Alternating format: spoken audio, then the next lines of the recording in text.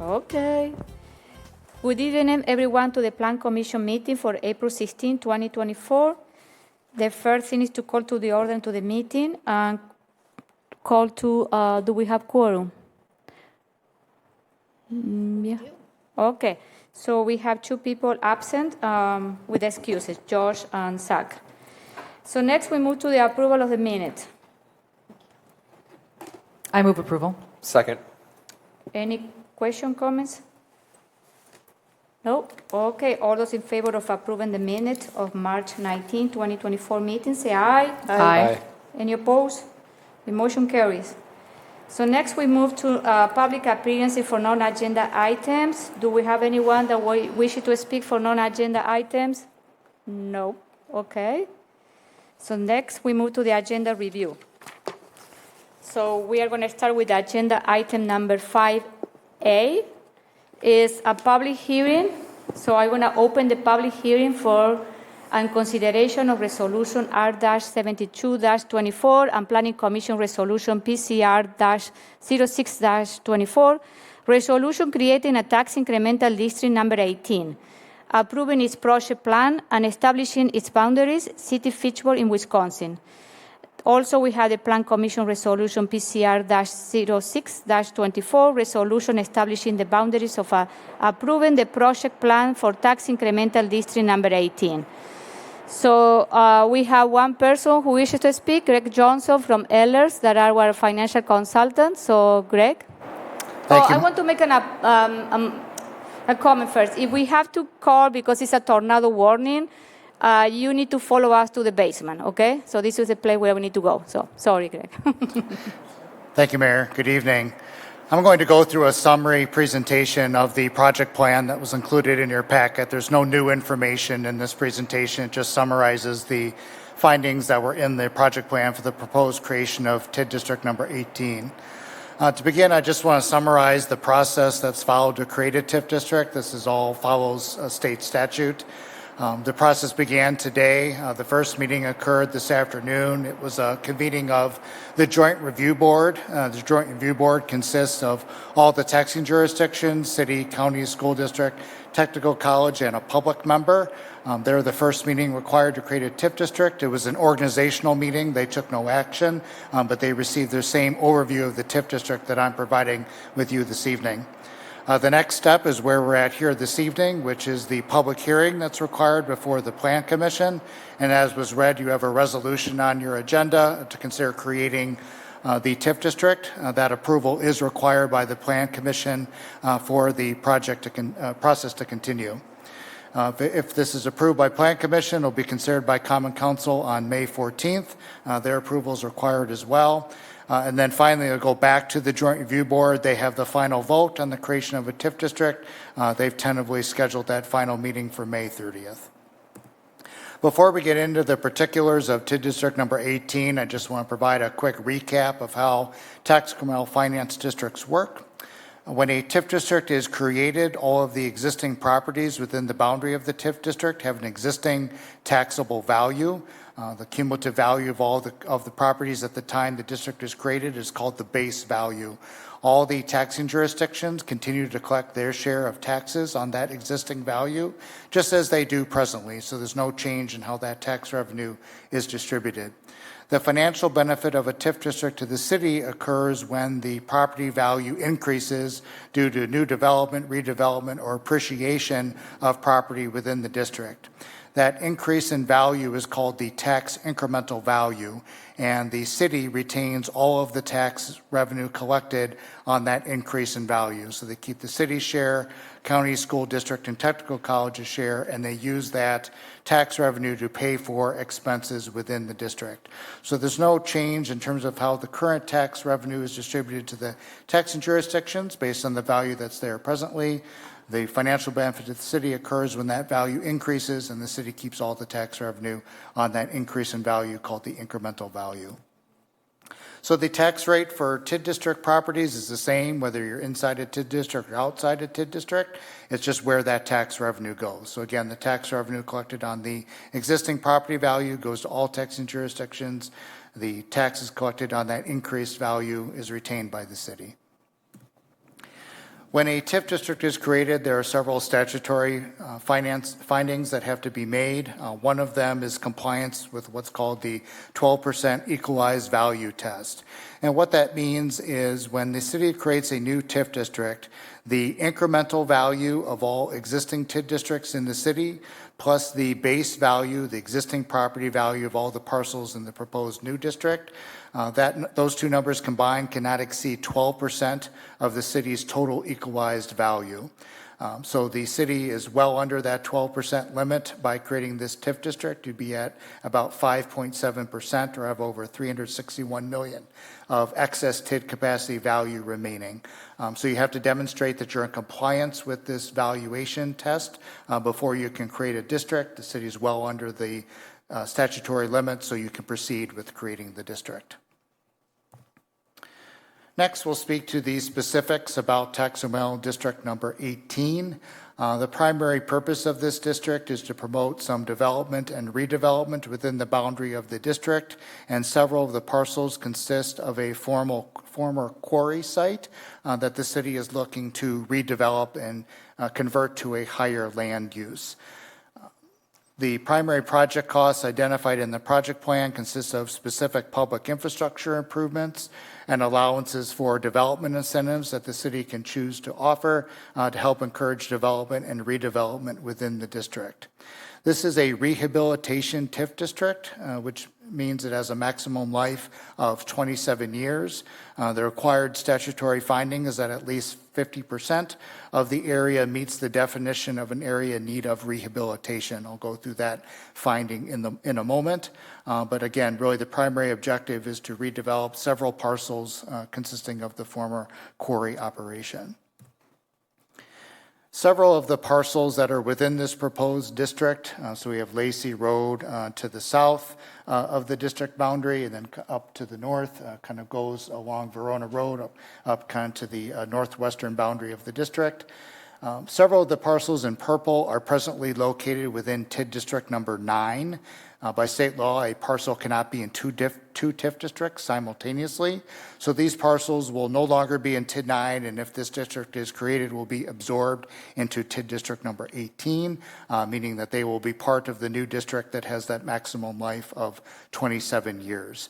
So we just show those parcels because that's what's called an overlay. You're required to identify any parcels that are within an existing district, so those will become part of the new district that is being created.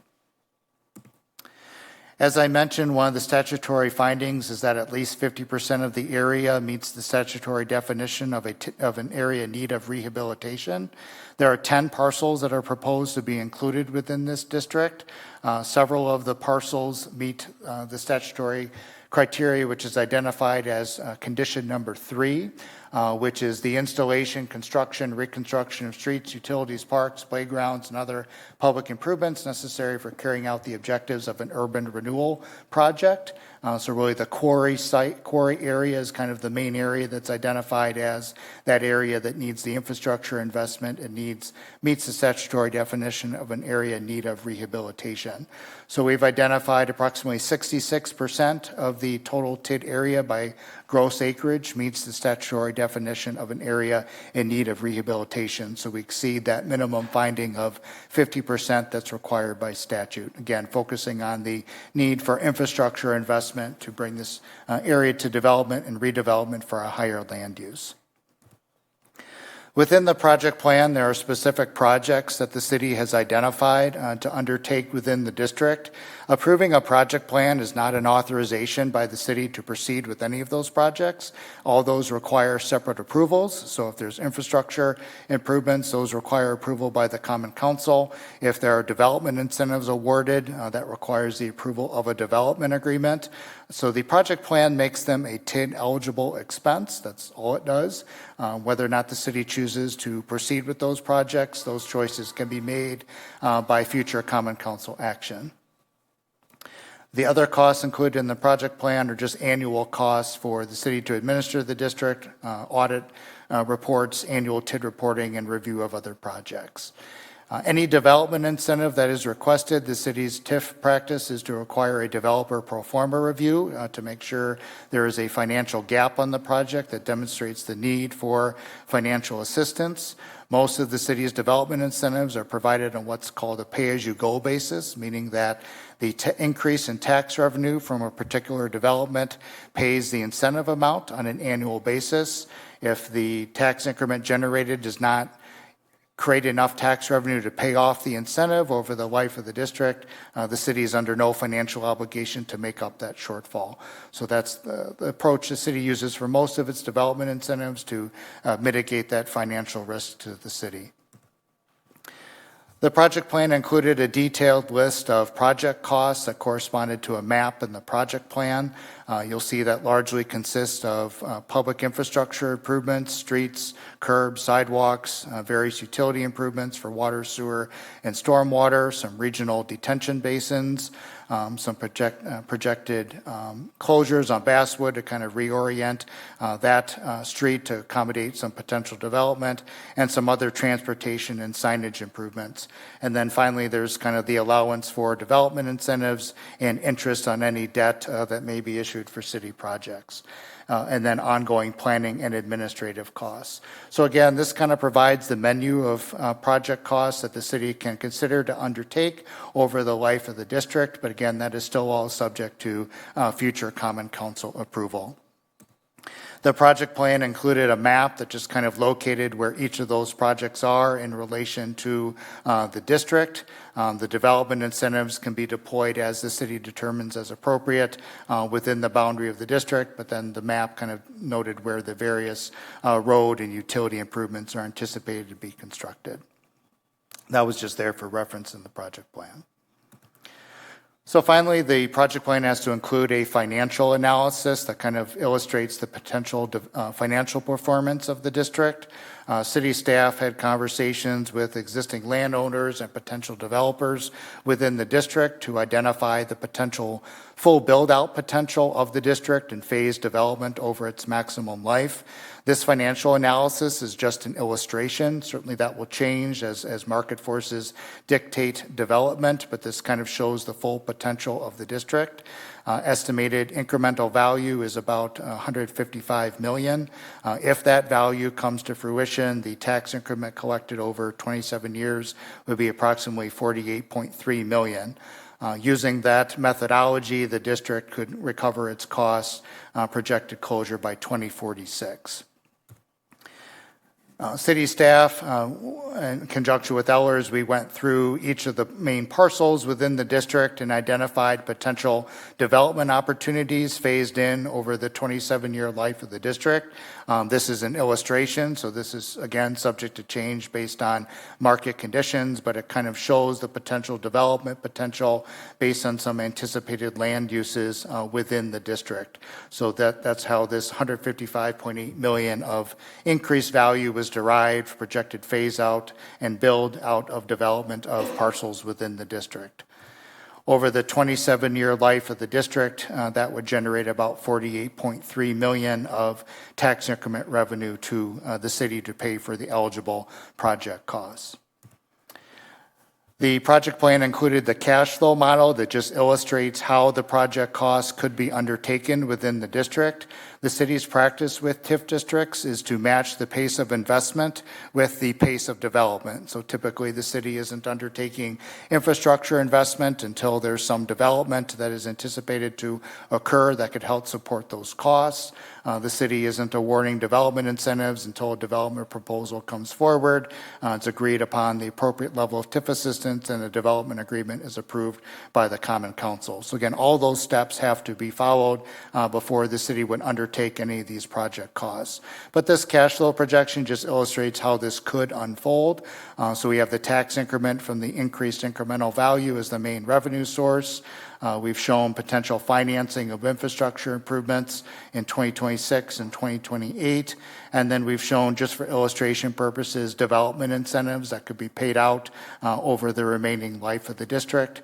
and then ongoing planning and administrative costs. So again, this is an illustration. The city updates these models annually to kind of look at the actual performance of the district, and certainly before the city makes financial commitments, we look at the analysis again to make sure that there's a reasonable certainty that the tax increments can support the city's investment in the district. But this illustration shows that all the project costs will be recovered by 2046. So again, to summarize the purpose of the district, it's a rehabilitation district, maximum life of 27 years, looking to primarily redevelop sites that are part of an existing quarry development and redevelop other targeted areas within the district. The city has identified various infrastructure improvements that could be funded within the district, as well as provided allowances for development incentives, all subject to future Common Council approval. So again, the action before you is a resolution to consider creation of the district that is required for the process to proceed. So that's the overview of the district. I'm happy to answer any questions. Thank you. Right now? Okay, thank you, Greg. Any comments, question for Greg? I have a question, please. Okay, yeah. I just want to make sure I understand the overlap areas between 9 and the new district. Do the developed areas in the old TID in 9, are those coming out of a TID? Or, I didn't read my tutorial, I'm sorry. Are those coming out of TID, or are those staying in, is 9 staying open? 9 is staying open, so any incremental value that's been generated on those parcels in purple that will be incorporated into TID 18 stay in TID 9, so TID 9's not losing that value. It's just going forward, any increase in value in those parcels would go to TID 18. So Okay. TID 9 is remaining open, it's just you can't have parcels in 2 TID districts, so those Right. parcels will be part of TID 18 going forward. Okay, thank you. You're welcome. So first I need to close the public hearing. So now I'll open the question, sorry. Any other comments, questions? No? Mike, do you want to add anything? Since you're here. Just real quick, Mike Zimmerman, Fitchburg Economic Development Director. Greg did an excellent overview of the TID district. This is something that is definitely needed in Fitchburg. We're in short supply of land specifically for industrial general. So we see a lot of the uses in the reclamation of this former township quarry land for good, clean manufacturing, light industrial uses.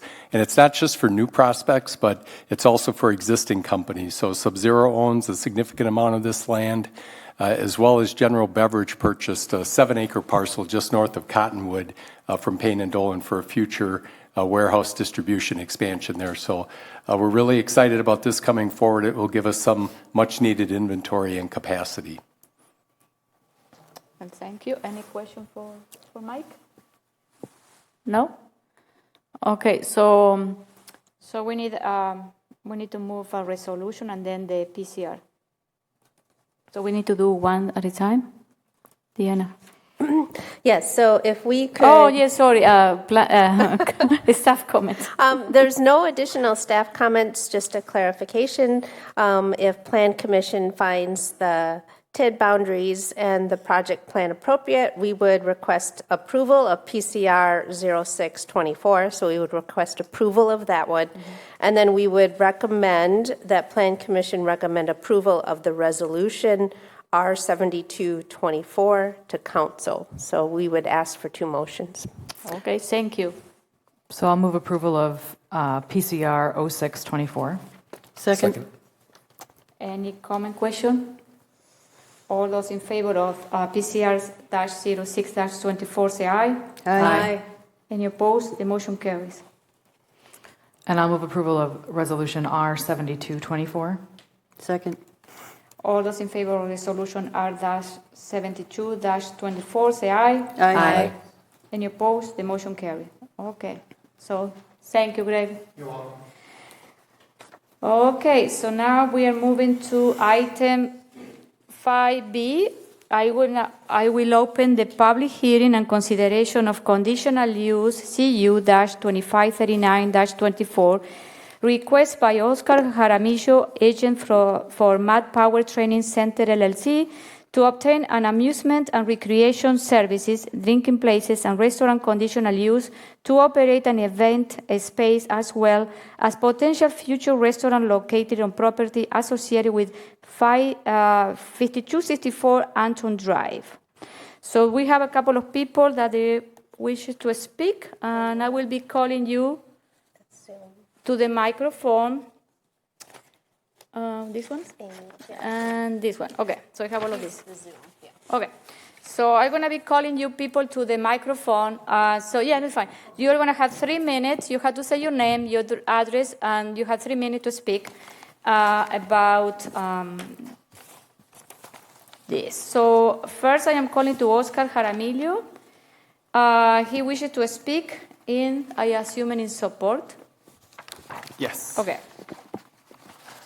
Okay, Oscar, you have 3 minutes. Yeah, so we're here to represent our conditional license review for 5264 Anton Drive. And so we are proposing to open a new restaurant, multi-facet restaurant with different ideas when it comes down to entertainment offerings.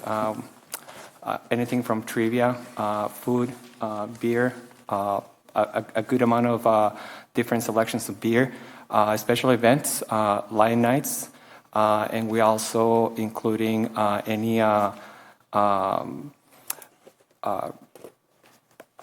I'm sorry, I'm spacing out with all the points here, but yeah, we have different ideas when it comes down to different events like Comedy for a Cause that will be raising funds for local charities such as Boys and Girls Clubs, Alzheimer's Association, Make-A-Wish Foundation. We're trying to merge our ideas with the current use of the space, which has become when it comes to entertainment experiences for bands and live music. We also provide this space with fostering community connections and supporting local initiatives. Our commitment to is reflected with partnerships that we have already established in our previous restaurant, which is in Middleton. So we're trying to move to Fitchburg and looking to upgrade our restaurant and operation. And we are looking to actively support small businesses through initiatives. We are also looking to partner up with the Latino Chamber of Commerce, which is going to be our next door neighbor. And we already had a meeting with them, and it seems like they are interested in including us with their plans to update their building. And so we wish to partner up with them. And that's basically our proposal. Okay, thank you. Do you want to speak too? I don't have your form. This is work. Hello? Yep. Yes.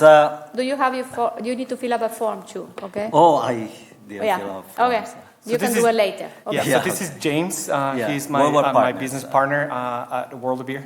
Yeah, but So- he can speak now, but then he needs to fill Yes, up the ma'am. form, okay? Okay, Okay, go I'll ahead. do that. Yeah. Yeah. We received a feedback response from the city. Unfortunately, given the time frame, we were not able to complete it. So, and that's kind of the reason why we're here. So, we did send a response last Friday, but it didn't make the packet for you guys. And I think it was noted here that staff is recommending against approval at this time, primarily because we didn't submit the packet on time. So I just want to make sure that you guys are aware that we did submit a response and address the concern that the staff has. So. Okay, thank you. Okay, so next I will call Dave Hurst. He wishes to speak in support. And then I will call Amy Sambor. She wishes to speak in opposition. So, okay, so you need to go back to your seat and then so people can. Thank you, guys. Amy, you are next. I'm Dave Herbst. I live at 2619 King James Way. I'm also the current alder in this district. I've lived in this district 37 years, which is most of my adult life. And I have many people from the city and many of you tell me, what should be going on in my district, and I prefer you maybe talk to me a little bit. I think I know the neighborhood. I am speaking in conditional support of a bar, restaurant activity at this venue. I would not favor a 2 o'clock opening time. I would support something if it was dance, a reasonable time like 11 o'clock for a facility like this. By allowing or having a reasonable closing time, you can eliminate many of the bad things that happen. And I think you're all aware of the history, the poor history we have in the county here with dance clubs, and so that could be mitigated somewhat. The current facility has hosted local bands recently. As a very popular local band, Madison County, has played there, and I was there. There's a large crowd, and there was no problem with that. It let out earlier. It also discussed that there's insufficient parking there. I don't believe that's a problem. There's plenty of places to park on the street. If you look at Quivy's Grove, has a beer tasting thing every year where they're parked a mile up and down Nesbitt Road. So I don't believe parking is really an issue with this. But I feel very strongly that it needs to be a restaurant bar. And I'll close with, the decision should not be made based on desire to have a teen center in this building. There are several buildings in the area that are already nonprofit that could host space for a teen center or lease space, and it would make more sense, and not a teen center, a community center. Also add, we have a large, vibrant Hispanic community within walking distance of this facility that I believe would use it. So in closing, I'd say I'm voicing a conditional support. I believe there is a place for this business under the right conditions. Thank you. Thank you, Dave. Amy? Thank you. I agree with many of the things Mr. Hertz just said. And so my opposition is partial. And one thing I want to clear up is I don't know why Mr. Jaramillo is calling himself the agent of Mad Power. The leasee is Rachel Bauer, and she is Club Groovy. And I understand Mr. Jaramillo is World of Beer. So just to be clear, Mad Power Training or the Vine doesn't have anything to do with this. You gave me a couple years ago a conditional use permit to run events so that I could try to save my fitness business. I was allowed to do 2 a month, no more than 250 people in the building. And I would say those were, you gave me a number of restrictions. All events, music done by 11, and everybody out by 11:30. I've been very, very careful. Like Madison County, it draws a 50, 60-year-old age group demographic, and all of my bands have been that demographic. And the problem is outside the person puking in the toilets every once in a while. But the big thing is, even with great security, I have never been able to keep people out of the parking lot, to keep people from drinking and smoking in the parking lot. And I mean, I imagine Mr. Herbst is not there with me at 3 a.m. picking up beer bottles and broken bottles. So, but I do agree my events really have been successful, except the one that became a rager, but live and learn. So I really do think that there are some good things that they've proposed. I think a restaurant would be good.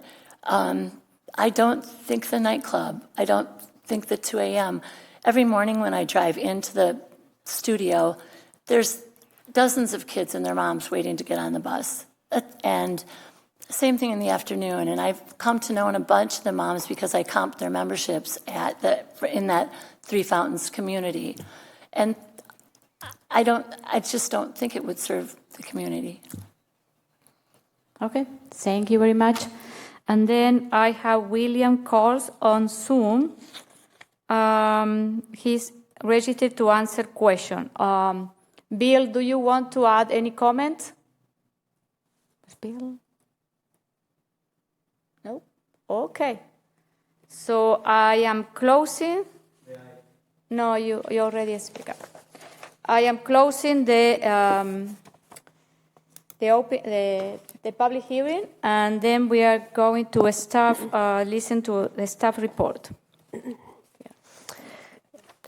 Good evening, everyone. So this property is located off of Anton Drive and off of Carriage Street. The property does back up to Verona Road.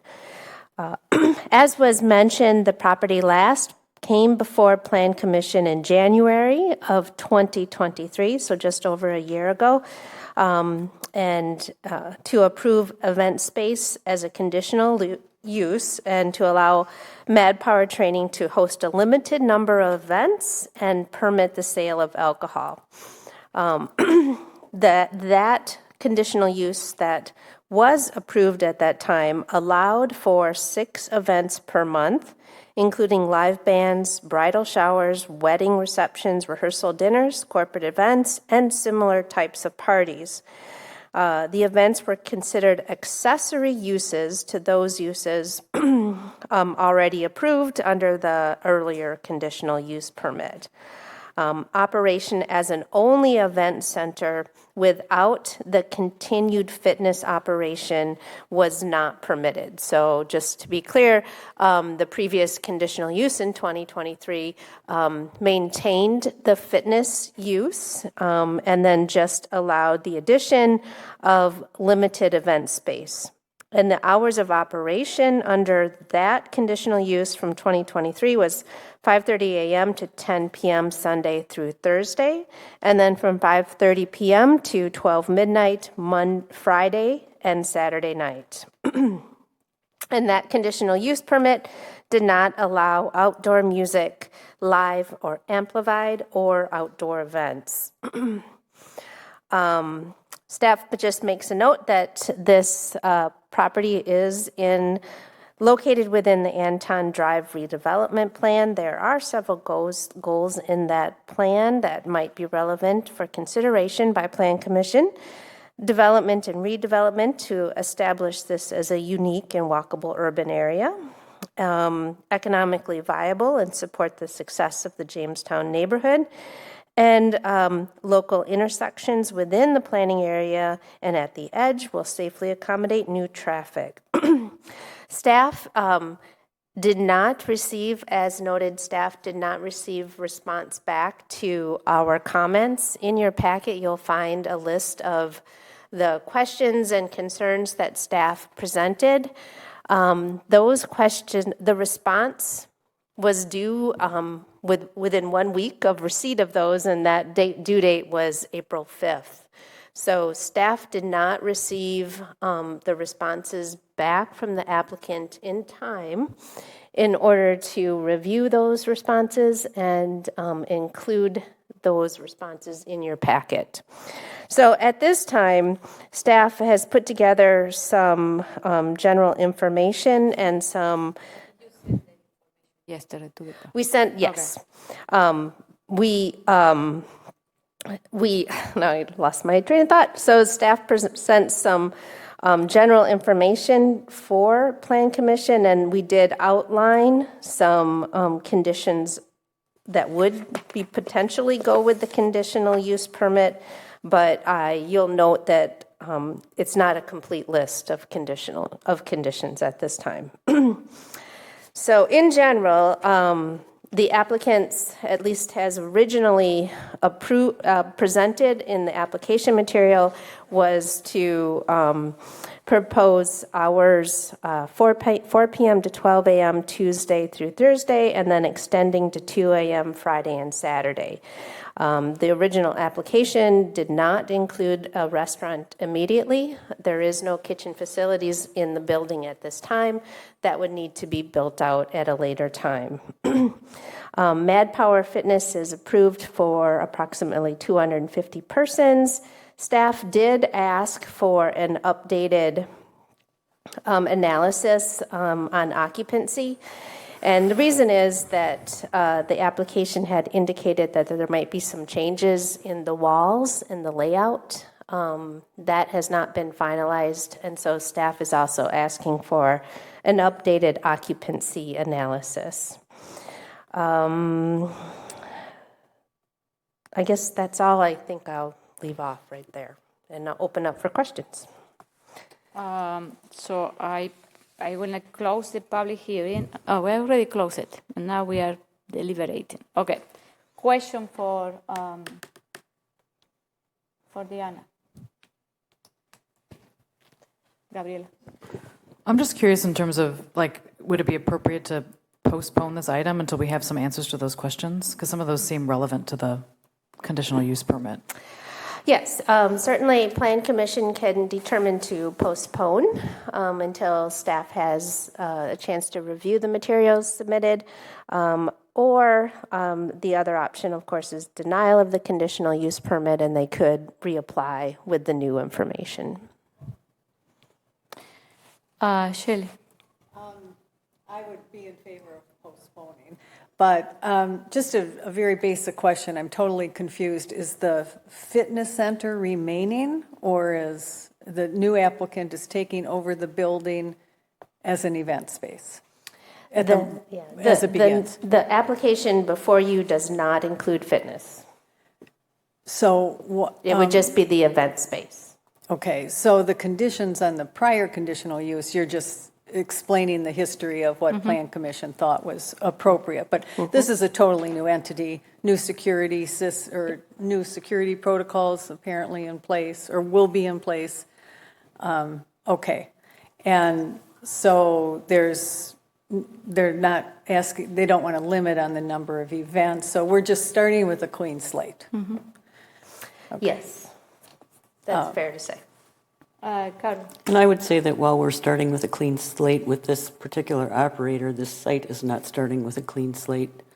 At a long history of complaints from the apartments across the street, we had a lot of complaints from the adjoining businesses. I agree that, we want to see more businesses in Fitchburg. This is also in my district, along with Dave's. But I would really question whether we want to be approving something that is actually a sports bar that is open till 2 a.m. And I think we need to look at the traffic impacts, because the way that people get in and out of this neighborhood, there are very limited ways to get in and out of the neighborhood. So a lot of this traffic is going to end up going through the residential streets to leave the venue area. So I think there might be other things we might want to address before we have them come back and reapply, so that we can get some of those things addressed in the reapplication process. And I will add also that I have a lot of reservation about this permit, because I am confused about, you talk about, you mentioned that there is a restaurant, but then in the application package they say potential small kitchen. And I am very concerned to have a nightclub event in this area of the city, because this is a healthy neighborhood area where the city is investing a lot of money and resources to make this area, a better and safe and healthy area. And having a nightclub open to 2 o'clock in the morning, I will say no. Having a restaurant, a full-service restaurant in place where you can offer some activity at night, maybe. But we don't have in the conditional use permit, there is no reference of building a kitchen. It could be a potential kitchen. So I will feel more comfortable if in the plan, in the conditional use, it's like we are going to build a kitchen. I toured that building, and there is no kitchen there. It used to be a kitchen, but that kitchen was removed. So traffic is a concern, because I drive that area often, and it's already, people are parking in both sides of the road right now. The parking lot for the Latino Chamber of Commerce is very small, so I am concerned about parking too. And also I am concerned about the staffing that we have in our police department right now, that having people until 2 o'clock drinking, I don't think that I would like to see that type of establishment in that place of the city. We are. So that one is, I want to, because it's confusing, the thing about the kitchen or restaurant, this is not, it's a bar, it's a nightclub what they're proposing right now. So this is how we need to call it. We have to call, this is the name. And do you know the April 16 neighborhood meeting took place? Do you know that, Diana? No, I do not have any information about a neighborhood meeting. Okay. So, Gabriela. Is it possible to hear from the applicants? Huh? Is it possible to hear from the Yeah, applicants? but, okay. You can come back to the, we can, if you want to. So like we said in the beginning, unfortunately, our timing wasn't the best to accomplish every single point in the conditional comments response from the city. We did our best to address every single one of our potential neighbors. So we went to New Fountains, actually wasn't able to meet with us until today. So we met with them this morning. We do have a meeting scheduled with the chief of police tomorrow to address the concerns and give us the plans that we have. We recognize that the building has many challenges when it comes down to crowd control. And we will be addressing every single one of those concerns. We do have approval from the Chamber of Commerce to utilize that spot.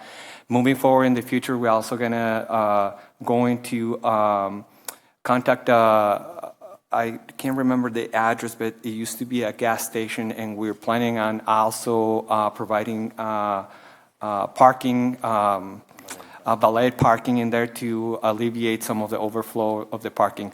We are not proposing a nightclub. We are proposing a multifaceted establishment, beer, food, entertainment, and that is a big part of our commitment. This is going to be our bread and butter. We're also going to be investing money on this, so we are in the best. It will be in our best interest to make this happen. When it comes down to security, we do have a good history with the Middleton Police Department. We have done the same concept or model in Middleton for over 9 years now.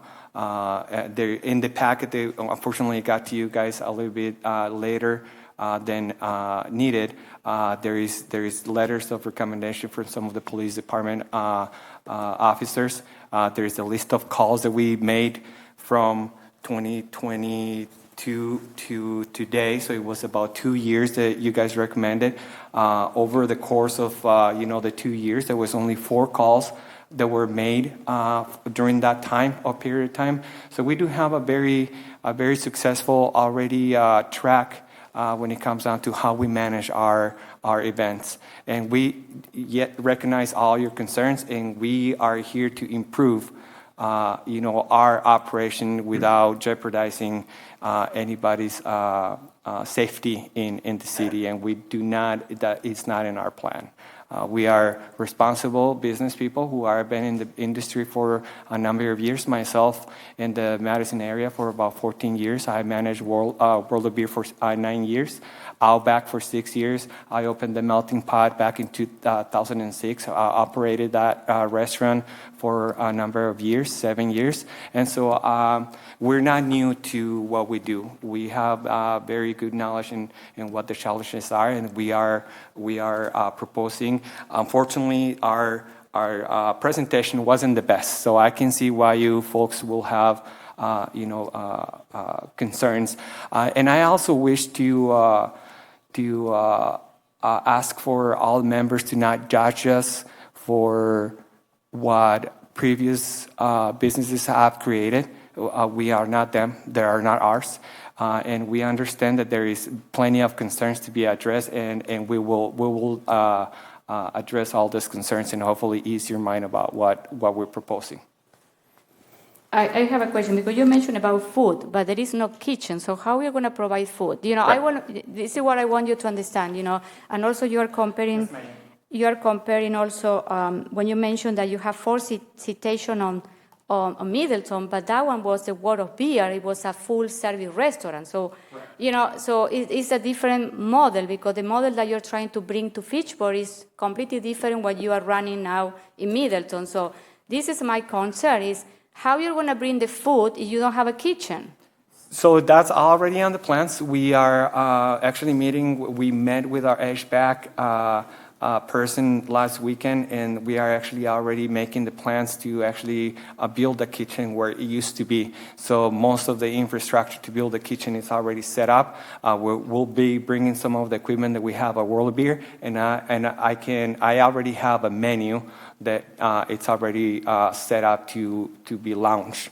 I come from the restaurant industry, and it won't be hard for me to create an excellent menu with food to propose.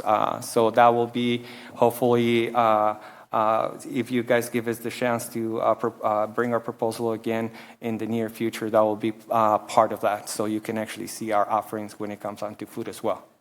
Yeah, and the only reason why we didn't bring the kitchen out front is because there's no kitchen in there. So we need time to But you know, to put for it me, in. I want to be more comfortable if I see that kitchen in your design, in your part of the conditional use, because I want to feel more comfortable as a mayor, because I have him, I know that area for more than 10 years, and we are trying to rehab that area and improve it.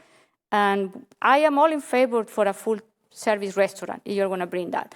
I'm going to be honest, I am not going to allow a liquor license until 2 o'clock in the morning. No, maybe 11 o'clock or whatever it is. I don't know what it was, because I want to be so I don't want to give you high expectation about that. But so far that the proposal that you, the conditional use with all the information that is in front of us, it doesn't have a full service kitchen. I mean, it's not a full service restaurant. There is no kitchen. So that's it. So, the conditional permit. Hold on. I would just like to. I would move to postpone this until next month, because I don't see us getting to an educated decision today, and we've said we were in agreement that we might want to do that. I would move. And what do you want to see next month in the? Let it go through the normal process where they respond to the questions. Now staff has time to evaluate those, bring forth concerns that they have, and bring those in the next month's packet so that we can be better informed. But I think we've given them already a bit of a preview of what we're. I'd like to add one more comment. The process now, and so we have a lot more time to address all these points, and we are very much more educated as to what the process is to bring up that information. Next time we'll be better prepared to give you better answers. Okay. I'll second the motion. One second. Carol needs to. I think one of the most important things that we have to consider sitting up here is the fact that we are looking at how this business fits on this particular site. Right. When you look at the site that you have in Middleton, it is in a completely different type of area. The character is completely different than it is here, and sometimes the location can determine whether something is an appropriate fit. Even if it's a great business model and it's something that we want, it may not be the right fit for that particular place. Understand. So that's what I want to see, that the traffic has been addressed. I want to see that the safety's been addressed. I was looking at an overhead map on where you're talking about having additional parking. There's there's two buildings between the two parking lots. So it's going to make it hard to control what's going on in those parking lots, and those are that particular parking lot just about drove that business out of there before they left anyway. And that will be addressed in our security plan as well. So we have to make sure it's a good fit for the neighbors. There are a lot of residences right across the street from this, not very far. Noise is a problem. There's families that are sleeping. There's children sleeping. To the other commenter's point, this is a family neighborhood, and I just want to make sure that all of that stuff comes forward in the next. We do not want to become an announce. We want to be a responsible business owner. So that's our plan. Okay, thank you, Oscar. What is on the table? Okay. The motion to postpone to next month's meeting. Okay. Can I just ask, Dan, is there a difference between postponing this application and then starting with a new one? Oh, yeah, that one is good. Doesn't have to be essentially different in our end. Okay. Okay, all those in favor of postponing? One more question. Okay. Is 1 month enough time? That one is another question, yeah. Should it be May or should it be June? I believe that I believe that May is sufficient. I think as long as we can work with. Can I say indefinitely, then or not indefinitely? Don't we normally say, like, do we have to say an actual date? Because I thought sometimes we would just let them go. Yeah, we can do indefinitely or a date, yeah. Typically, I think we do a date. I know. I think that's better practice. Typically, you do postpone to a date. Yeah. I'm comfortable with it. If it seems like May is a good time. If nothing else, we have to postpone May into June. Let's just try for May then. Okay. May, okay. So, motion stands as, yep. So May, okay. So we just have to vote. Okay, all those in favor of postponing to the May Plan Commission, say aye. Aye. Any opposed? The motion carried. Okay, thank you. Okay, so now we are, thank you for coming, okay? So now we are moving to 5C. It's a public hearing and consideration of rezone RZ-2540-24, request by Robert Nadowski, sorry for the pronunciation, agent of Bowman Farms and Harvest Bible Chapel Madison, Inc., to rezone property from the BG, that is general business, to PDD-GIP, that is Planned Development District General Implementation Plan, to allow for a mixed-use, multifamily, and commercial development on property associated with 2932 Fish Hatchery Road. So I am opening the public hearing, and we have a couple of people here that wish to speak, and I will start with,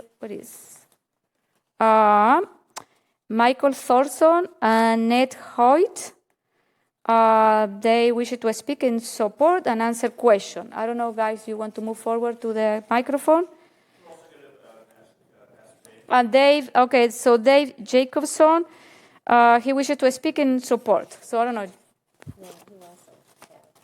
Oh, I also have the architects on Zoom. I have Barry Yan and Rob Sadowski. Okay, whatever. Okay, so, okay. I might start briefly and then pass to Pastor Dave and then sort of come back to talk about the project. We've been working on this for 3 years with the help of city staff and alders, and we appreciate all the feedback we've gotten over that period of time. Some of you may remember that there was a comprehensive plan for both the church site and Bowman Plaza many sort of years ago. And when we first started looking at Bowman Plaza, we were encouraged to reach out to the church in terms of whether they could all be redeveloped together. And the answer very clearly was no, that the church was committed to the community in Fitchburg and fulfilling their mission there. So we've worked together to come up with this proposal, but I think it's important that you all hear from Pastor Dave in terms of the mission of the church and their involvement in Fitchburg as it informs the plan that we have for you here tonight.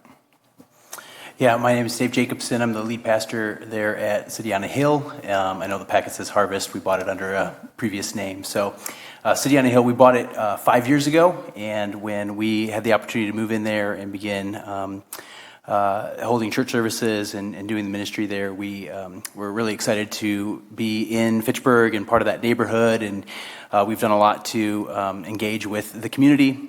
We are community partners with Leopold Elementary School down the street. I'm a chaplain here with the peer support team of the fire department, EMS, and police. And we have a number of other just involvements. We run block parties, and most recently we hired a pastor to help launch a Spanish service that we're hoping to launch this fall to kind of meet the Hispanic community in the immediate vicinity of the church. So our hope is to be in Fitchburg for a long time, and so we currently use some of the parking that's at the Bowman Plaza, and so we've always told Mike and other staff that if there ever was an opportunity for shared parking or something like that, that's like the most usable, most straightforward opportunity for us. But our desire is to continue to serve the city and be just a great partner with the city and with the community and to serve the community around. So we're excited about this opportunity. And in that context, you know us, we've done several high-quality residential developments in Fitchburg. Mike and I approached this as how can we put another high-quality building in here and make it a mixed-use building that would continue to have a commercial presence. In coordinating with the city and with the church, we tried very hard to figure out a way to combine some shared parking that would be efficient and to design the access in a way that was going to meet the needs of the city as well as providing efficient access to the building. So if you look briefly at the site plan that is on the screen, we've got access to the north, to the Ochala Drive, western access where the light is.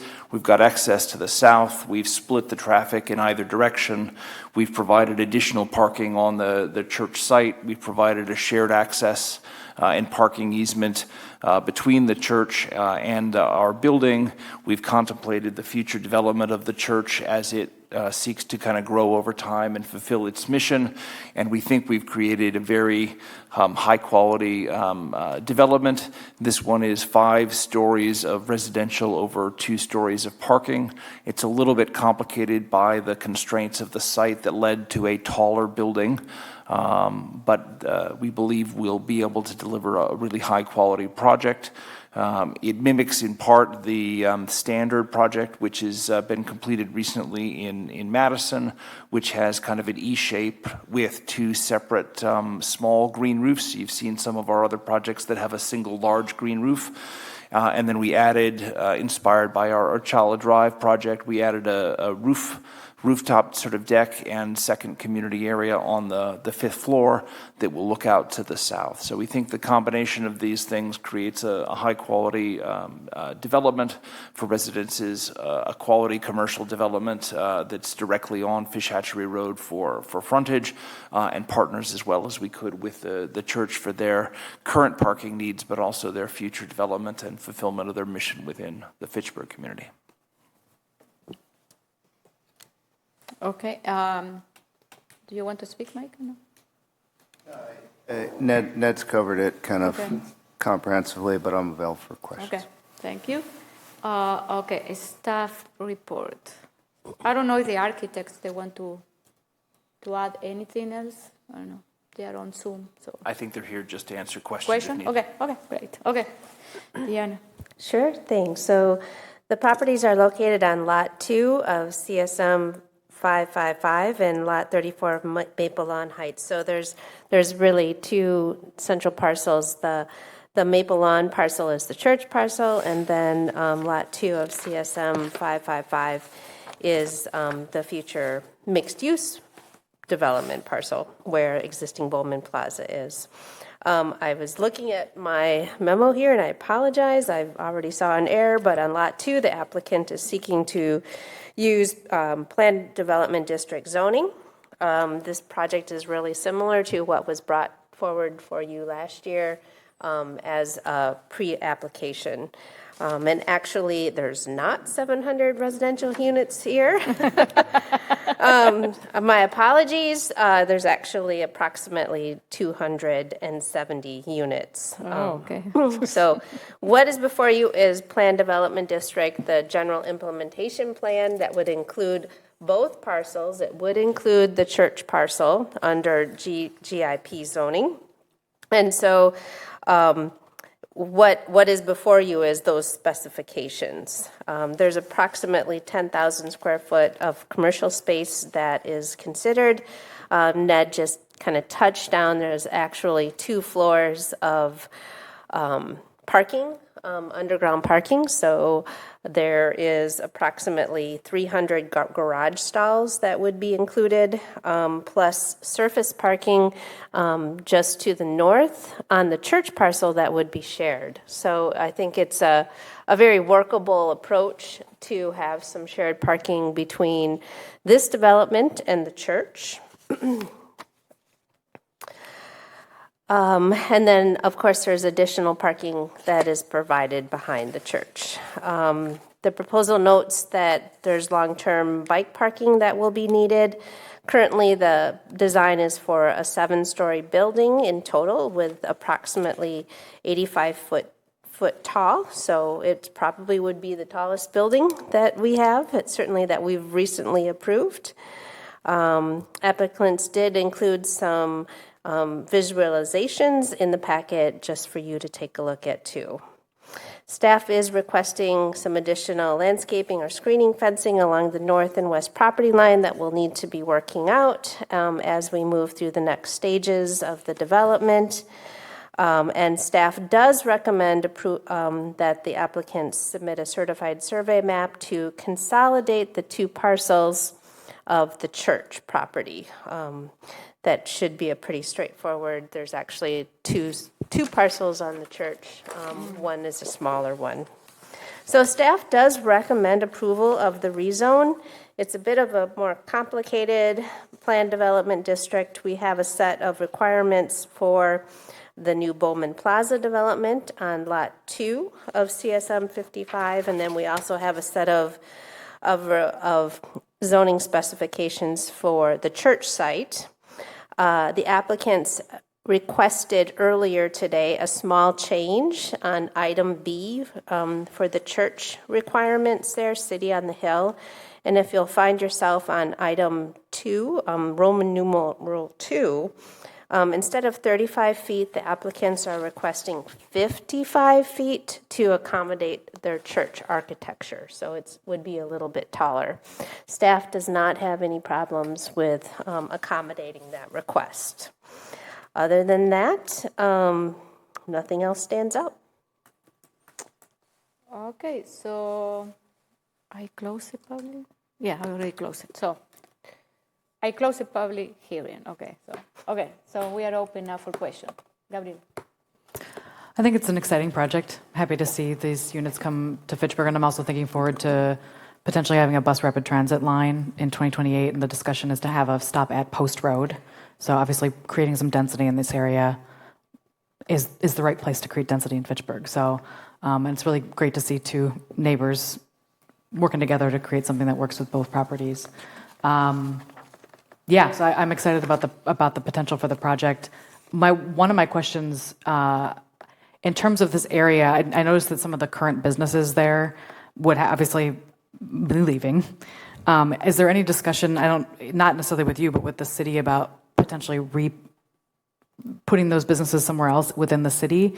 One in particular I was thinking about is there's a laundromat over there. And I assume that lots of neighbors in the area use that laundromat. And so I don't know if there's a way to replace that in the neighborhood, because that seems like a significant loss. I don't know who I'm directing that question to. I don't know if Mike wants to come to the mic. I understand that the owner of the laundromat has sold the equipment to someone else and is no longer continuing in the laundromat business. So I don't know that there's an immediate way to solve that. Okay, so that he would be leaving regardless. Yes. Okay. Is there discussion about, Mike, if you comment.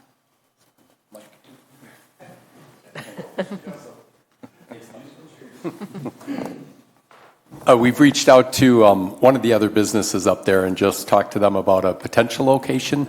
And then one of the other ones that is currently in there has already found a home in the Fish Hatchery Road corridor. So, but we did one that's still there right now. We provided space on the Mod Pizza vacant space at Hatchery Hill as a potential option. Okay, any other question, comment? Yeah, I do. I also think it's exciting to build that area up. In the pre-application, I said I thought the scale was too massive. I still think the scale is too massive, but I know that train has left the station.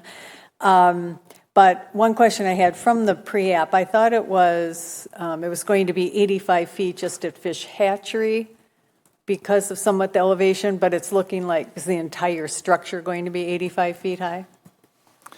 It depends on how you measure it, but I think the tallest portion will be from Fish Hatchery. The site slopes up from Fish Hatchery to the rear of the site, and so the lowest parking level will be mostly kind of covered underground.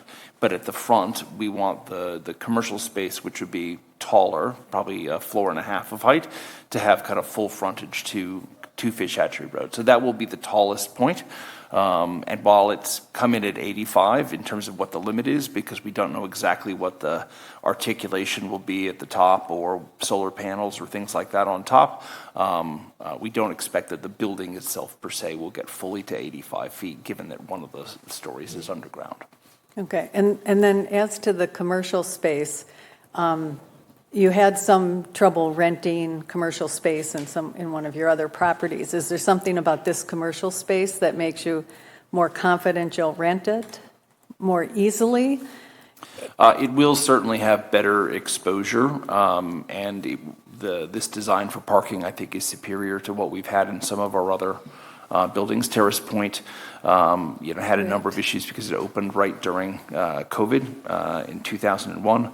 The Ochala Dive project is further set back from Fitch Hatchery, so while it has kind of excellent visibility to it, it's just not perceived as being directly on Fish Hatchery.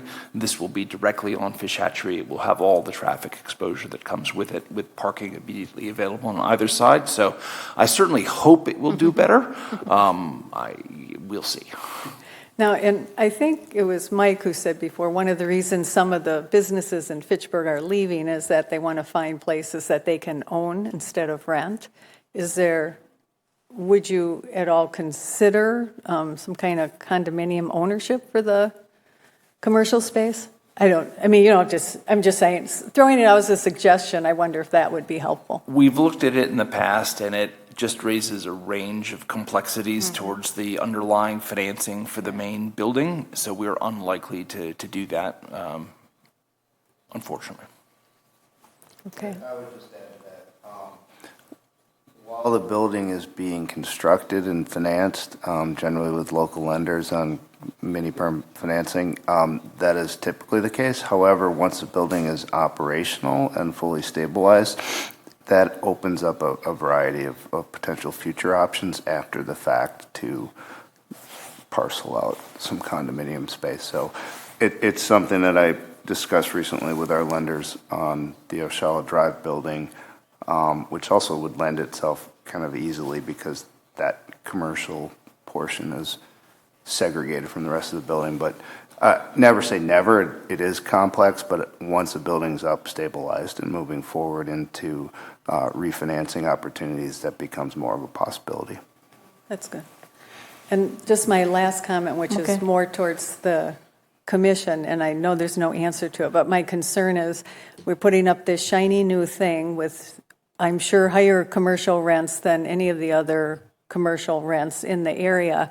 And I guess I'm worried about the gentrification of the next shopping center over. There's a lot of small businesses that I bet are paying a lot less rent than new commercial spaces. And I don't know what we do about that, but I just want to throw it out as a concern. Yes, go ahead, Mike. Yeah. So in all of our projects, the commercial space does nothing to drive the economics of the entire project. And so we go into renting those commercial spaces at very much the low end of the commercial renting market. So they're not driving up the commercial rents. Any other comment, question? So I think it's I fully support this. We developed a vision for the corridor a couple of years ago, and we invested in the Fish Hatchery corridor. We are investing in BRT right now to bring the density and the development in the corridor. So I fully support this. We know you guys develop quality projects. So you are local, you live in Fitchburg, so this is plus. For the local, the commercial, I think Mike and I, we have some idea for that. But I think that this is part of the vision that we developed a couple of years, and I think I am seeing the corridor, being developed and growing. It's healthier, safer, you know what I mean? So, so I think this is going to be a great project. Any other comment? Nope. Okay. So what we need to do, we need to approve the rezoning, isn't it? I'll move to approve rezone RZ-2540-24 with the 6 conditions noted by staff. Second. Any other additional comments or questions? Nope. All those in favor of the rezone are -2540-24 say aye. Aye. Any opposed? The motion carry. Okay, thank you guys. So next we move to 5D.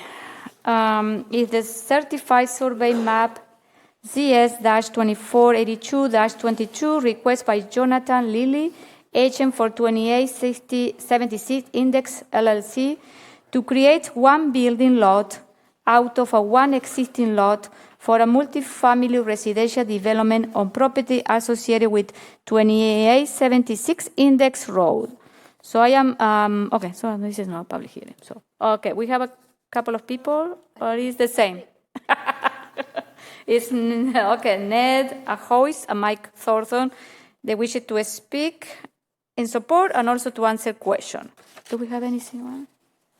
Jonathan online. Oh, we have Jonathan. Okay, we have Jonathan online. Okay. Okay, so I don't know, Ned, do you want to explain? This was a requirement of the original SIP approval for this property. The old CSM, the old lot, had a number of outdated pieces of information, easements that had gone away, resumptions for index roads, sort of, et cetera. And so it was advised in discussions with the city that we create a new CSM for the lot, even though it was only a single lot.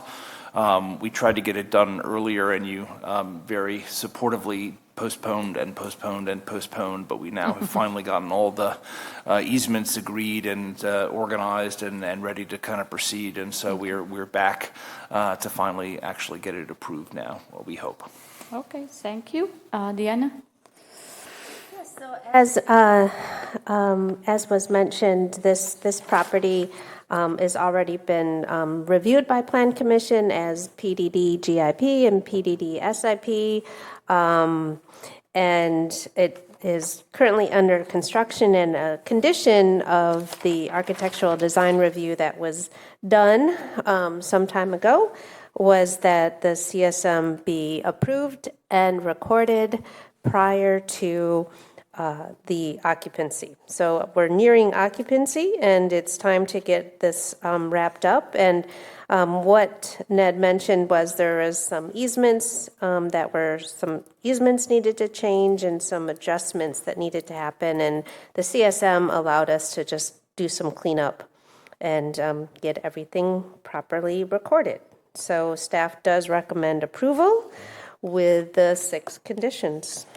Okay, thank you. Any questions, comments? After that many postponements, it's nice to have you here. How many times have you flown around the world since we've been debating this? Every time I see you. A couple. Yeah. They don't look like bad seats either, so we should talk after. I'll move to approve Certified Survey Map CS-2482-22 with the 6 conditions noted by staff. Second. All those in favor of approving say aye. Aye. Any opposed? The motion carried. Okay, thank you. We're done. So next we move to 5E. We have a couple, E, F, and G are all kind of together. Okay, so but we're going to go one by one. So I'm going to open the public hearing and consideration of rezone RZ-2542-24, request by Craig Frank, agent from Hartan Brothers, Inc., to rezone property from PDD-GIP, is Planned Development District General Implementation Plan, to PDD-SIP,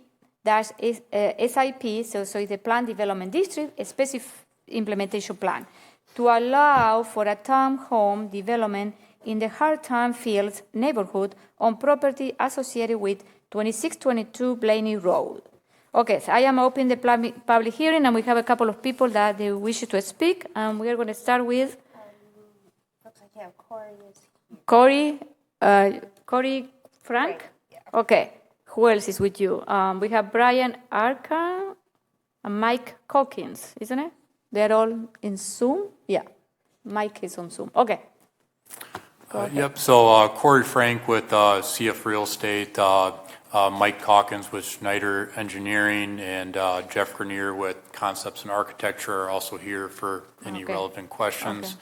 Reason we're here today is for a rezone and architectural review of lots 2, 3, and 5 of the new Hartung Fields development. This would be the townhome lots on the site. So as you can see on the screen here, starting with lot 2 to the northwest, highlighted by the cursor there, that starts with 2 5-unit buildings. These are tuck-under style townhomes, which means the garage and mechanical room storage area is directly under the 2-story townhome unit. The way the site lays out, lots 2 and 3 have about a 5-6 foot grade change from the city sidewalk on over to the west lot line, which allows for the tuck-under style to be the most desirable, and that the garages are then at a lower level than the street facade to the rear. As you'll see, there's a rear access driveway on all lots to hide the garages and 2-car driveways from street view. Lot 3 is also the tuck-under style as well. Total of 50 townhome units for the site. We're looking at 32 tuck-under style and 18 of the rear-loaded on lot 5. The tuck-under style on lots 2 and 3 are a mix of 2 and 3 bedroom units, 1,280 square feet for the 2-bedroom, 1,480 for the 3-bedroom. All are 2.5 bath, 2-car garage with substantial mechanical storage area as well. The lot 5 townhomes are the traditional rear-loaded townhomes. These are larger in square footage. All 18 units in the 3 6-unit buildings are 3 bedrooms, 2,000 finished square feet with a finished basement and mechanical storage area. These also have 2-car garages and 2-car driveways, making total of 4 parking stalls per unit on site for the development. Architecture of these buildings are prairie style, high quality materials used throughout. As you'll see on this rendering here, this is of the tuck under style on lots 2 and 3. You'll see on the lower portion we have cultured stone up to the bottom of the first floor windows, as per typical prairie style. And then 2 siding colors, an upper and lower, separated by bandboard. High quality hardy siding used throughout, as well as the cultured stone. No vinyl is to be used on these buildings. And in general, very extensive landscaping plan. Tried to work with the grades as good as possible. These renderings, you can disregard the landscaping. They always just throw in random trees and plantings and renderings. But if you'll take a look at the site plan, you'll see extensive plantings and landscaping beds as well. And couple different color combinations for the buildings. We really made a strong effort to not entirely mimic the approved apartment that's under construction in the neighborhood, but to be complementary in color and materials. And we feel we ended up with a really good mix. And with that, I'll open it up to any questions. And we also have our architect and engineer here as well, who will not be speaking, but available for any relevant questions. Are these are going to be they're going to be owned occupied, or they're going to be rented? So currently they're set up as for rent townhomes. Yeah, okay. Due to the current demand we see in the area for townhome rentals. We've done a couple other projects recently as well in the Madison area that demand has gone over very, very well, and we're seeing the same type of demand in the Fitchburg area. We have done these exact building styles in the Madison area as condos as well, and we always like to, with a site like this, if it's not going to be condo initially, which these will not be, we set up the construction and site design to meet the requirements for a future condo plat. So in the future, a condo plat could be proposed and a condo conversion could happen. Okay. Any question or you want stuff? Okay, Gabriel. Oh, we want to do Stuff? Yeah. Let's do, yeah. Okay. This is a pretty short staff report, actually. I'm looking at this. Because we talked about the 50 units, and the applicant did just mention that the design of the buildings will be built to allow for a future condominium in terms of how the utility service is done. So it's certainly possible going forward that these could be turned into condominiums. The other thing that the applicants are requesting is early start. And so an early start is something that Plan Commission can grant for major projects. And major projects is defined as a project that is building more than 7 months. It takes more than 7 months to build, and that the infrastructure is still under construction. And as you know, out in Hartung Fields, the infrastructure is currently under construction. The apartment building does have early start. They're working on their footings and foundations. And so as the infrastructure construction continues, you know, the roads, the sewer lines, the water lines, an early start granted by Plan Commission would allow the applicant to also get started on footings and foundations. So staff is recommending approval of the rezone. In this case, the rezone was previously done as GIP, and the proposal is consistent with that original GIP. So what is before you is rezoned to PDD SIP, and then the architectural design review, and then early issuance of permits. So staff does recommend approval of all of each of those 3 items. Okay. Any questions? Okay. I'm just curious what units like this that you have in other parts of town, what they rent at. Do you know what the rates are? Yeah, so our most recent would be, we have both styles actually recently completed under construction in DeForest right now. And those units, I mean, you have to keep in mind there's a wide range of square footages. It goes from 1,280 on up to 2,000 finished square feet. These going in the 1,800 range to 2,700 for the very large units, which are larger than most houses. So it's like the 3 bedroom.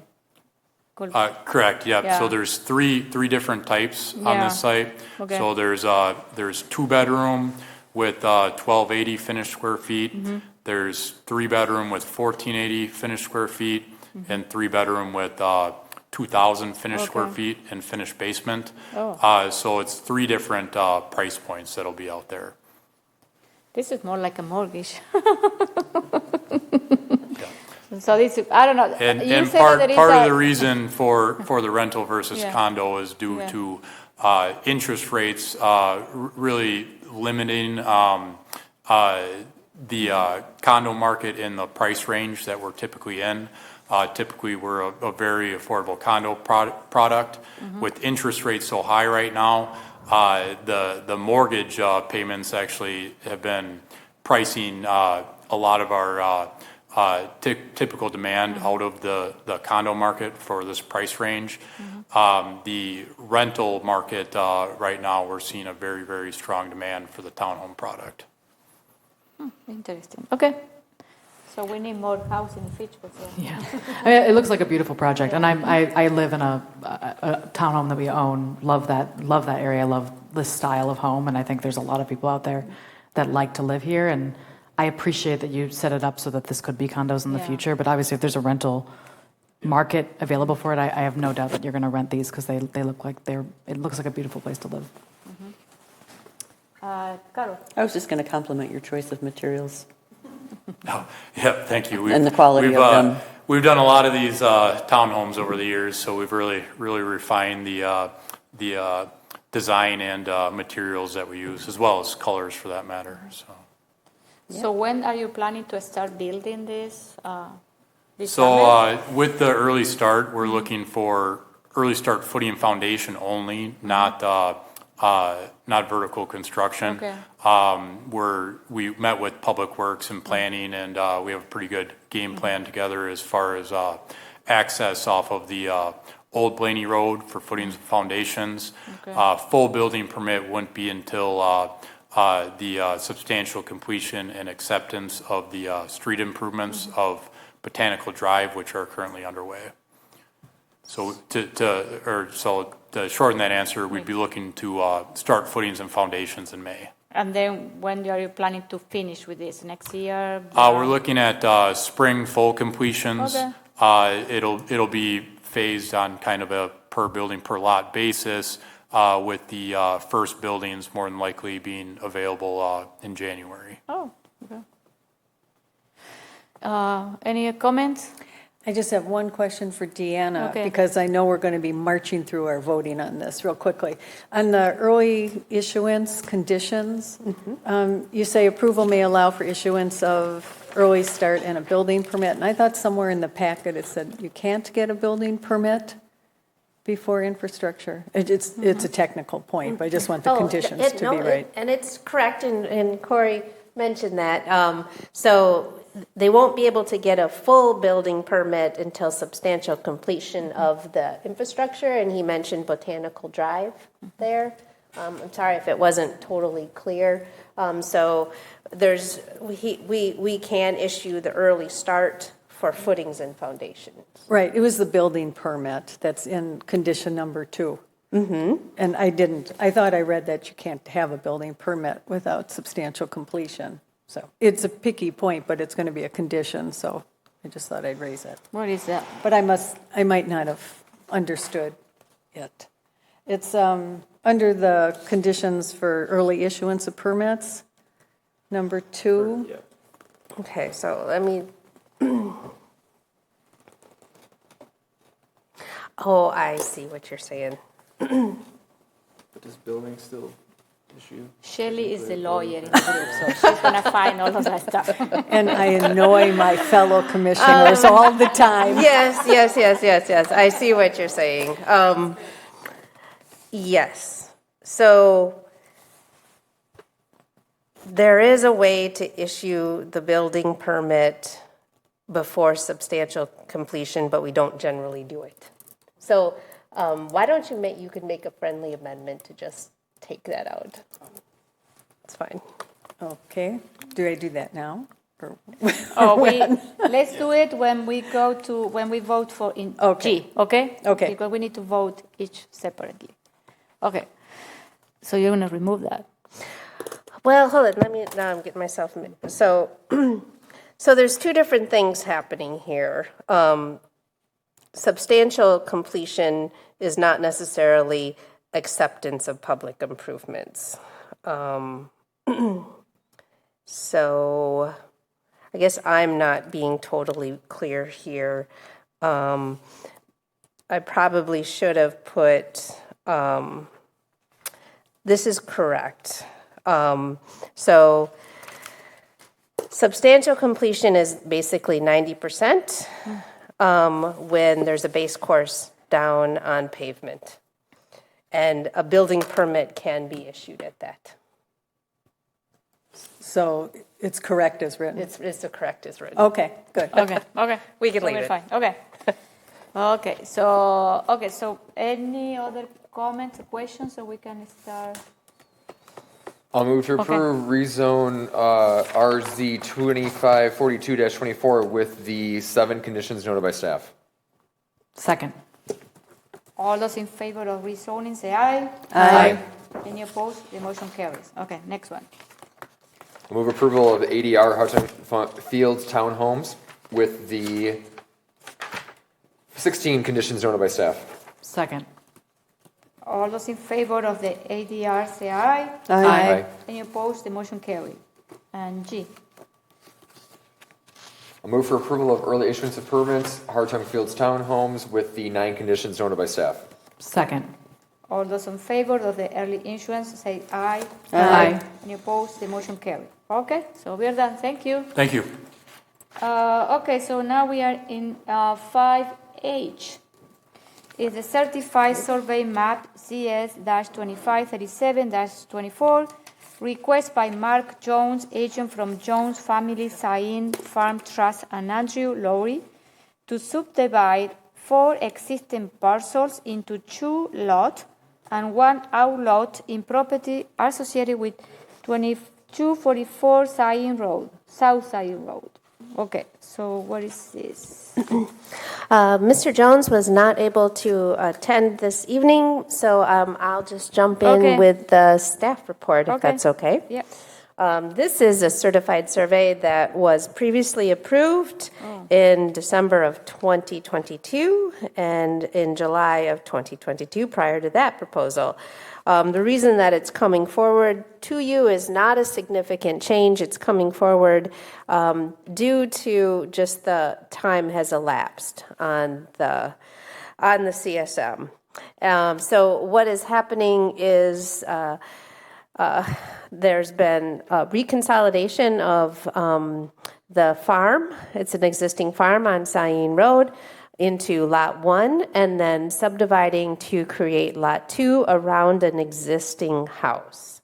So this is actually Mr. Jones's daughter will be on, her house will be on its own separate lot. Lot 1 is where the existing farm will remain, and then Lot 1 is off to the rear. That's on the other side of the railroad tracks. So staff notes that the proposal has already received approval for the rezone of Lot 2 to RL. That rezone was previously done. There's not a time lapse on that, and that rezone was conditioned on approval of the CSM. So staff is just bringing forward the CSM for reapproval. Staff does note that there is some concern about Lot 2 and the rear setback on that. We are requesting to continue, that Plan Commission would allow us to continue working with the applicant to either go through a variance or to make a modification to the lot lines to address the rear setback issue, which should be 35, but at this point it's only showing 22.6. So staff is recommending approval. There are several 17 conditions, but staff is recommending approval. Okay. Any question, comments? I just have a clarification. In the when this came up at the AG meeting, Mark said that he's putting a door someplace on the side instead of the front, and therefore might not need a variance or a setback. And I haven't quickly looked through these conditions. Is any of that in here that he needs that? Because I thought it was decided he probably would not then. Yeah, I think we can just leave it here and let staff kind of figure out what's the best path forward. In Ag and Rural, we had discussion that actually the front of the building faces to the south. Therefore, the 22 the 22 setback here would actually be the side setback. That's kind of that's where Ag and Rural landed. Okay. Do we need any condition to allow staff to continue working on those details? Or I guess I didn't see a condition that specifically specified that. I think number 2 is addressing that. Okay. You certainly could make a more specific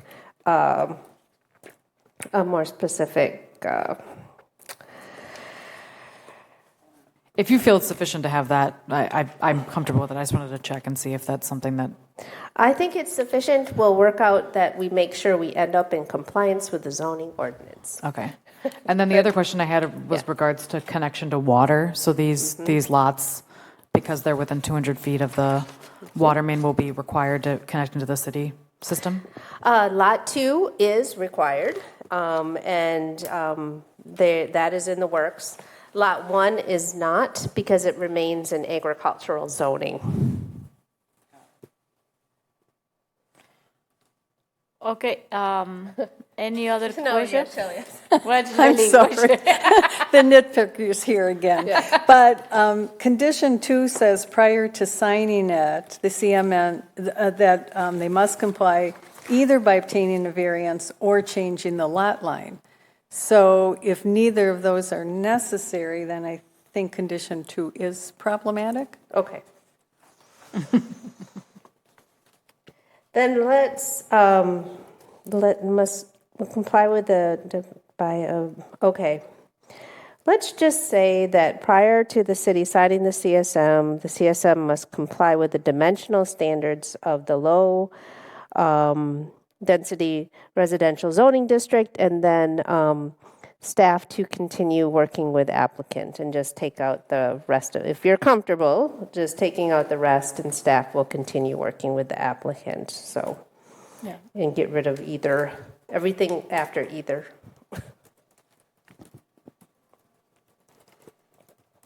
I think that's good. Yeah, okay.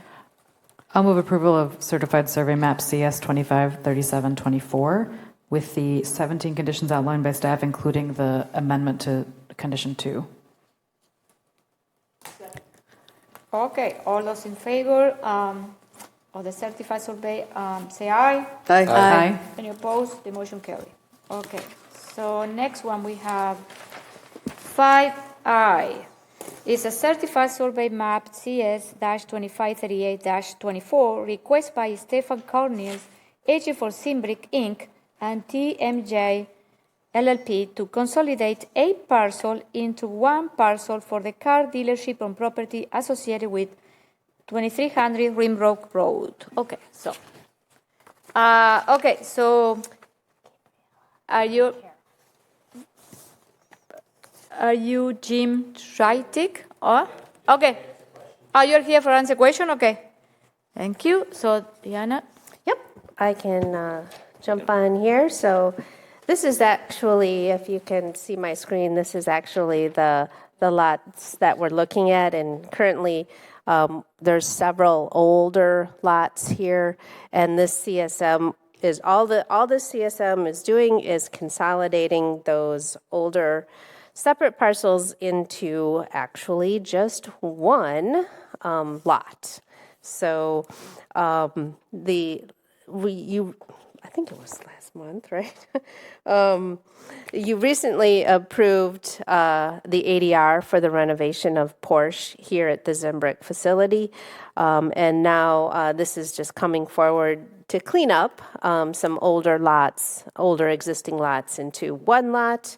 It's actually pretty straightforward. There was some questions that staff had because it wasn't initially clear that this portion of the potential future lot 1 was actually as owned by Zimbrick. So this is where I can kind of explain this quickly, I think.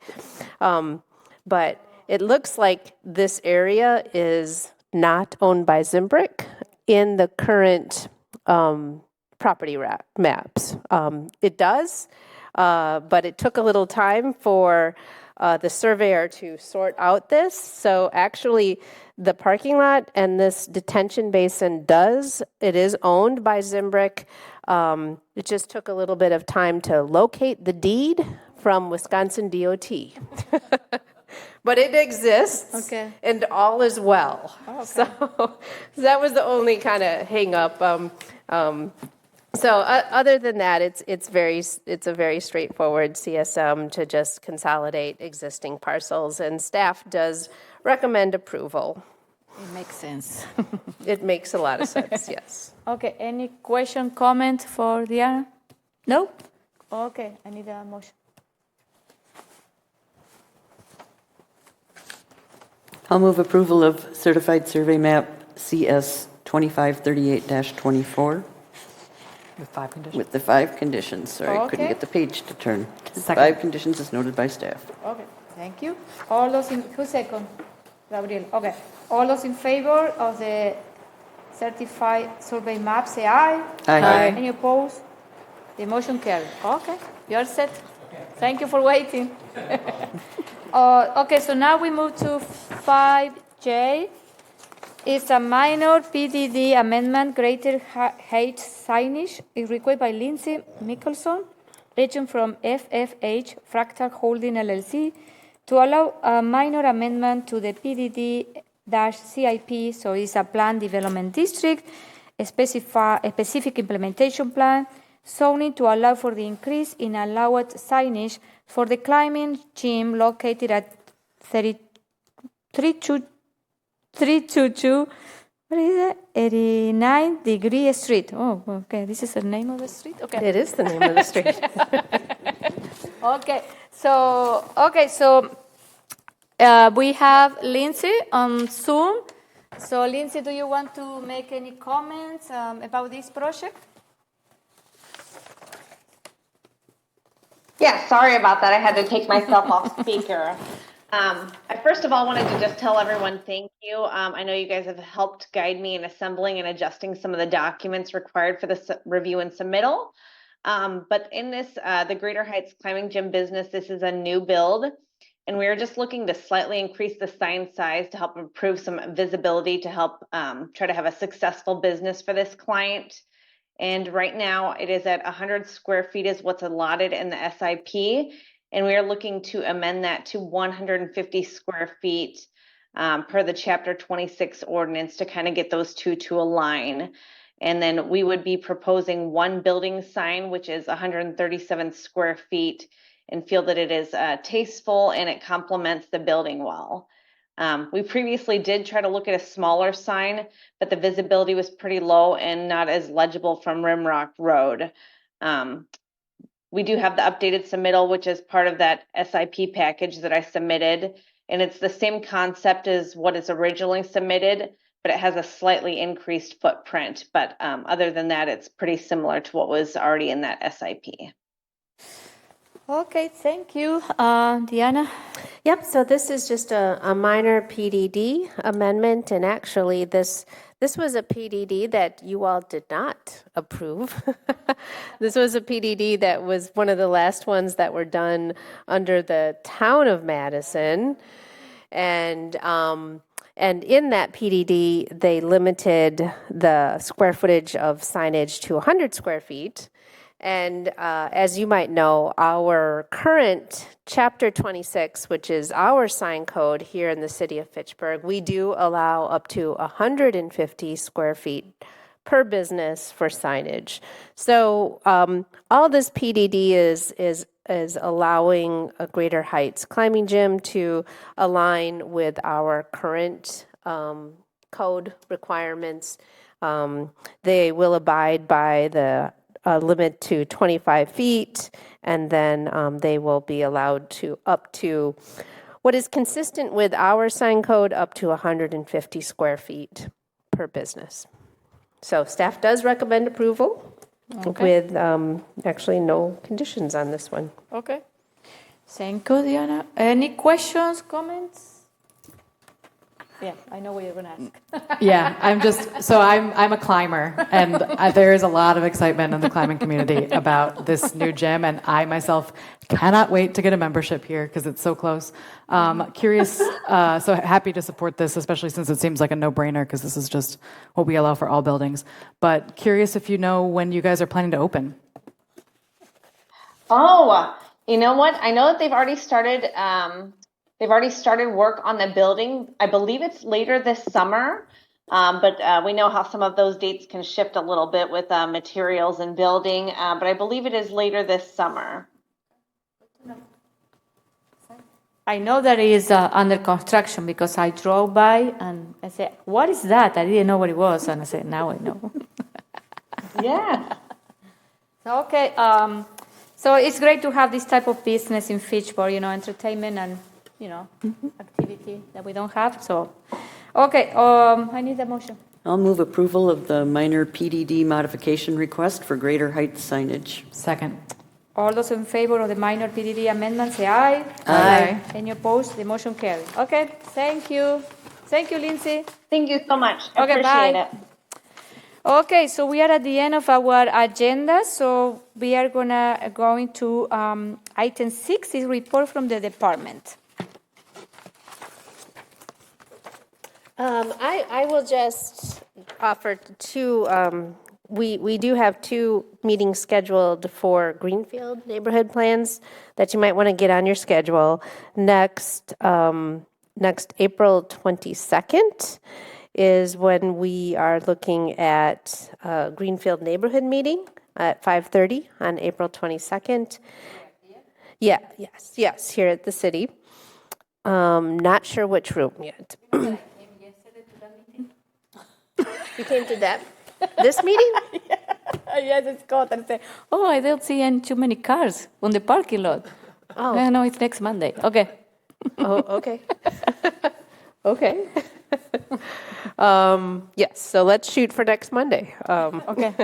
And then tentatively, we'll have an open house for Greenfield on May 7th at 5:30. So those are the ones that we have scheduled up front right now for our next. But Okay. we will always send out meeting invites and info to Plan Commission. That's all I wanted to mention this evening.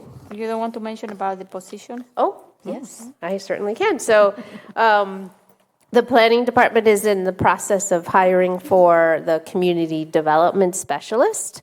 We had a wonderful slate of applicants, well over 16 and very, very good applicants. We're actually going to do interviews tomorrow.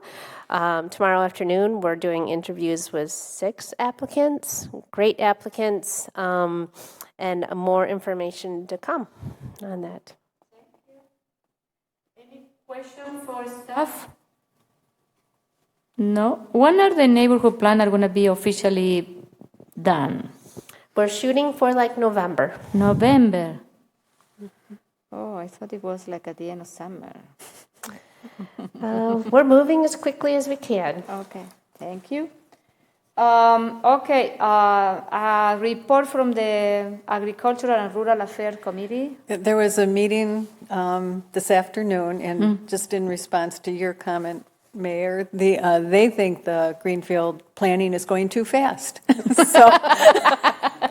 But there is a concept of an agrihood in that Greenfield, and I think they were all very favorable to it, but the devil is going to be in the details of how, large the acreage is that's next to the homes and the use of the acreage, vegetable gardening versus pig farming. And so the design will be important, but I think conceptually they thought it was positive. Yeah, it's a great idea. Okay. Thank you, Shelley. B, transportation and transit. Gabriela. We had a great presentation from Madison Metro about bus rapid transit, and I know we've been calling it North-South BRT, but they're going to start calling it Rapid Route B. So FYI, that's going to be some Rapid Route B, because Route B is currently what that route is called, so they're going to change it to a Rapid. A couple of things about the BRT plan: service every 15 minutes, dedicated lanes with fewer stops, priority at traffic signals, faster fare payment, all electric 60-foot buses.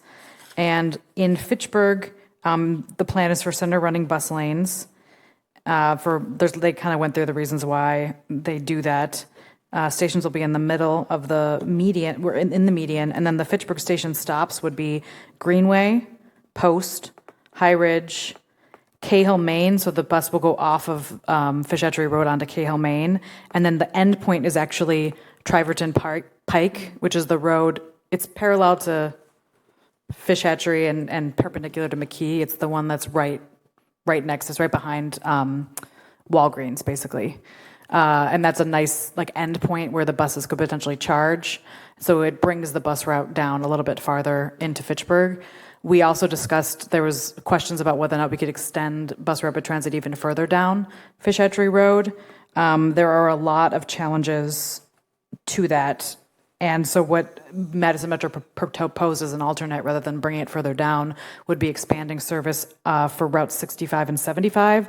65 comes down Lacey Road, Cheryl Drive and Lacey Road, and would instead of ending in that area, would come up Fish Hatchery all the way to the Triverton Pike area. And then Route 75 currently exists, but it's only peak hour traffic, so could potentially change to more regular service.